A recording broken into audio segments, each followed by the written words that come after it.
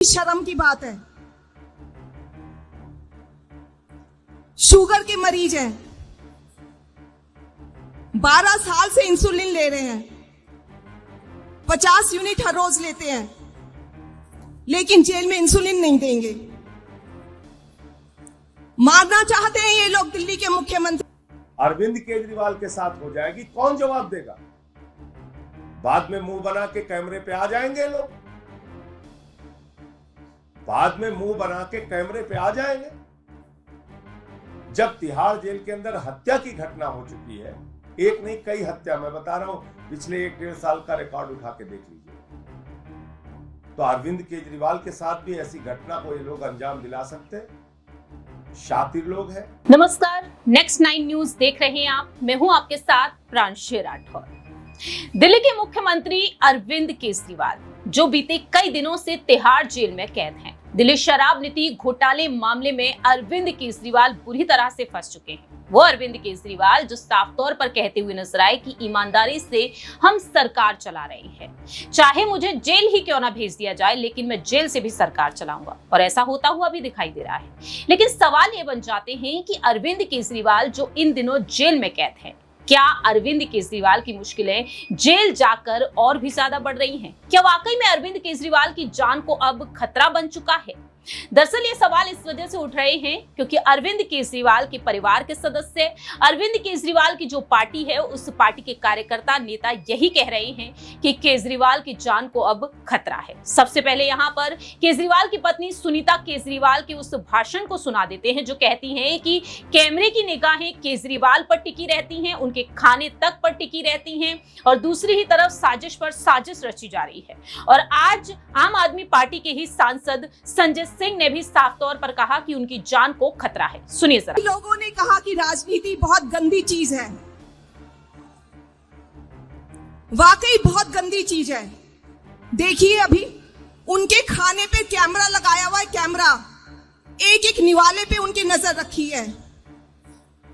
कितनी शर्म की बात है। शुगर के मरीज हैं, 12 साल से इंसुलिन ले रहे हैं, 50 यूनिट हर रोज लेते हैं, लेकिन जेल में इंसुलिन नहीं देंगे। मारना चाहते हैं ये लोग दिल्ली के मुख्यमंत्री को।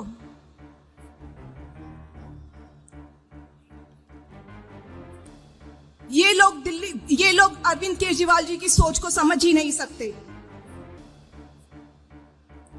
अरविंद जी का मानना है कि इस देश ने उनको बहुत अच्छी शिक्षा दी है, बहुत अच्छी परवरिश हुई है उनकी। ये एक कर्ज है जो उन्हें चुकाना है। उन्हें देश के लिए संघर्ष करना है, देश की सेवा करनी है, और इस लड़ाई में डरना क्या। अरविंद जी बहुत बहादुर हैं, शेर हैं। मन में बस एक ही बात है, आम जिंदगी, आम आदमी। आपको मालूम है जेल के अंदर हत्या भी हो चुकी है, एक नहीं कई हत्या हो चुकी है। तो जब मैं कहता हूं कि अरविंद केजरीवाल की जान को खतरा है, जब मैं कहता हूं कि अरविंद केजरीवाल के खिलाफ गहरा षड्यंत्र चल रहा है, जब मैं कहता हूं कि अरविंद केजरीवाल के जीवन के साथ ये लोग खिलवाड़ कर रहे हैं, तो आप लोग यकीन नहीं करते। भाई, ऐसी ही कोई घटना जेल के अंदर अरविंद केजरीवाल के साथ हो जाएगी, कौन जवाब देगा? बाद में मुंह बना के कैमरे पे आ जाएंगे लोग, बाद में मुंह बना के कैमरे पे आ जाएंगे। जब तिहाड़ जेल के अंदर हत्या की घटना हो चुकी है, एक नहीं कई हत्या, मैं बता रहा हूं, पिछले 1-1.5 साल का रिकॉर्ड उठा के देख लीजिए। तो अरविंद केजरीवाल के साथ भी ऐसी घटना को ये लोग अंजाम दिला सकते हैं? शातिर लोग हैं, खतरनाक लोग हैं, 24 घंटे सीसीटीवी से निगरानी रखते हैं।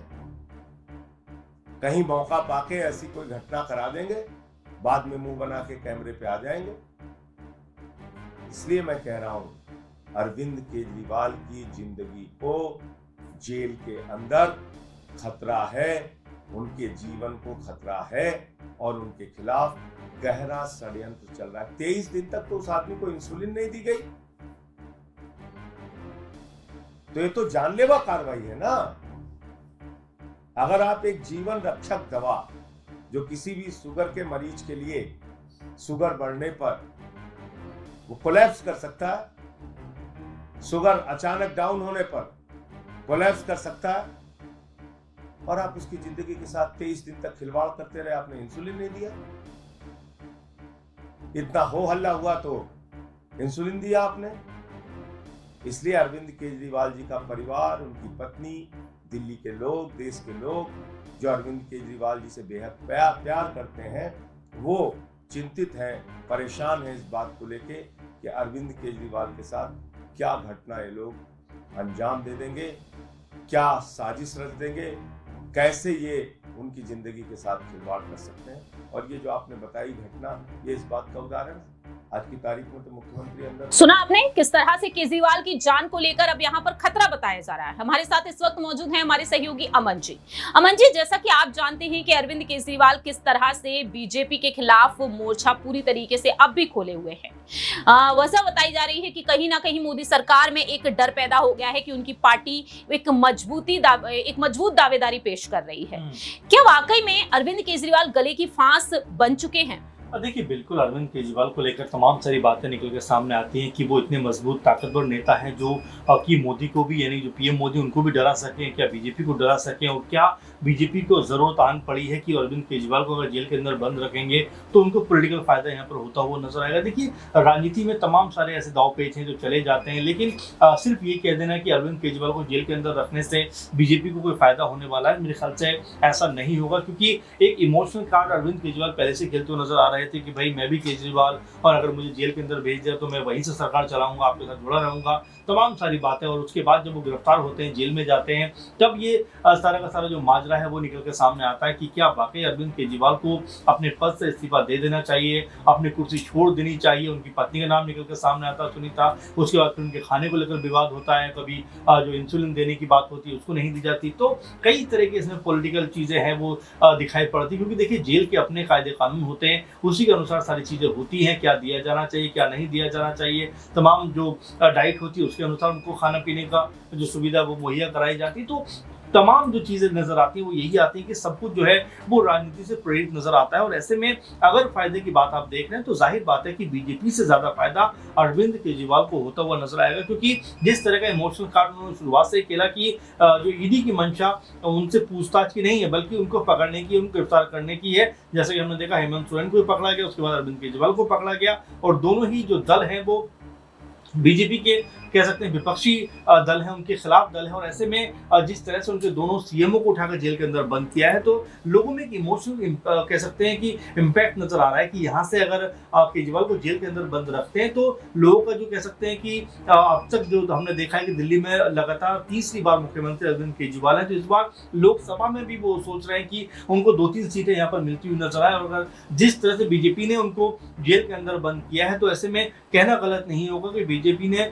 उनको बैठे बिठाए एक बड़ा मौका दे दिया, एक बड़ा कह सकते हैं चांस दे दिया, जिससे वो दिल्ली के अंदर, या यूं कहें दिल्ली लोकसभा चुनाव के अंदर जब होंगे 25 मई को, उस समय अपने लिए 1-2 सीटों का इंतजाम यहाँ पर करते हुए नजर आ सकते हैं। देखिए, जिस तरह से यहाँ पर बीजेपी को लेकर आपने बात कही है, अरविंद केजरीवाल की पार्टी जिस तरह से रणनीति बना रही, कहीं ना कहीं बीजेपी के लिए मुश्किलें तो बढ़ ही रही हैं कि एक मजबूत विपक्ष यहाँ पर बनता हुआ नजर आ रहा है। लेकिन नितिन गडकरी जी कहते हैं कि जब तक विपक्षी दल मजबूत नहीं होंगे तब तक चुनाव लड़ने में वो मजा ही क्या आएगा। अब यहाँ पर बात ये कर ली जाए कि केजरीवाल की जान को जिस तरह से खतरा बताया रहा है, इंसुलिन ना दिए जाने को लेकर जिस तरह से पार्टी ने मोर्चा खोल दिया कि जब से वह जेल गए हैं तब से उन्हें इंसुलिन नहीं दिया गया है। ऐसे में अब अरविंद केजरीवाल को लेकर यह कहा जा रहा है कि जान को खतरा है, और दूसरी ही तरफ ये कहा जा रहा है कि स्लो पॉइजन कहीं ना कहीं उन्हें दिया जा रहा है।